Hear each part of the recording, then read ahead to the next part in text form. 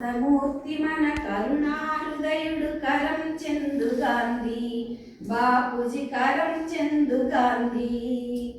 మిలమిల మెరిసే ముద్దు మోముతో, కళకళలాడే కనుల కాంతితో, తడబిడ అడుగులు వేయుచు గాంధీ నడచి వచ్చుచుండా, బాపూజీ నడచి వచ్చుచుండా.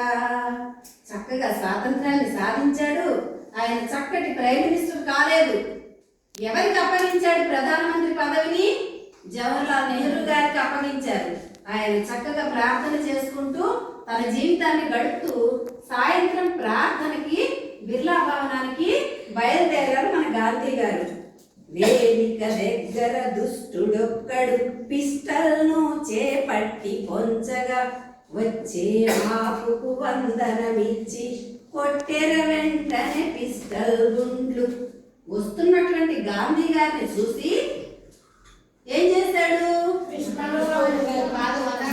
వందనం చేశాడు, నమస్కారం పెట్టాడు. గాంధీ గారికి నమస్కారం పెట్టాడు. పెట్టిన తర్వాత ఏం చేశాడు? కొట్టెర వెంటనే పిస్టల్ గుండ్లు. గుండ్లు దూరిన వెంటనే రక్తము ఏరువ వలెను పారసాగెను. గన్ పెట్టి షూట్ చేస్తే ఏమొస్తుంది? రక్తం వచ్చింది. గాంధీ గారి శరీరంలోంచి రక్తం ఏరులాగా పొంగి పొర్లింది. కరుణామయుడు కరంచంద్ గాంధీ, హే రామ్ హే రామ్. నిన్న మనకు రహీం సార్ చెప్పారు కదా, ఏమని చెప్పారు? ఆయన ఏమనుకుంటూ పడిపోయారు? పడిపోయేటప్పుడు కూడా ఆయన చక్కగా దైవ నామస్మరణ చేస్తూ హే రామ్ హే రామ్ అంటూ అట్లే ఒరిగాడు. బాపూజీ అట్లే ఒరిగాడు. అలా గుండ్లు ఆయన శరీరంలో దూసుకుపోగానే రక్తం ఇలా ప్రవహిస్తోంది. హే రామ్ అంటూ అట్లే ఒరిగాడు. బాపూజీ అట్లే ఒరిగాడు. ఒరిగిన బాపును అందరూ కలిసి తీసుకు వెళ్ళారోయ్, బాపును తీసుకు వెళ్ళారోయ్. ఎక్కడికి? బిర్లా భవనానికి తీసుకువెళ్ళారు. తీసుకు వెళ్ళిన 10 నిమిషములకు భరత మాతకు ముద్దు బిడ్డడు, భారతీయుల భాగ్య దేవత, కర్మ వీరుడు, విప్లవ సింహం కన్నులు మూశాడు. బాపూజీ కన్నులు మూశాడు. ఆయన అలా పడిపోగానే ఆ రక్తంలో నుంచి ఇట్లా పట్టుకుని అందరూ తీసుకెళ్ళిపోయారు. ఎక్కడ తీసుకుపోయారు? బిర్లా భవనానికి తీసుకెళ్తే బాపూజీ 10 నిమిషాలకి ప్రాణం కోల్పోయాడు, కళ్ళు మూశాడు. ఈ వృత్తాంతము విన్న వెంటనే భారతదేశపు మూల మూలల, గాంధీ గారు చనిపోయాడనే వార్త వినగానే భారతదేశం మూల మూలల, మన భారతదేశం మొత్తానికి జాతి పిత కదా ఆయన.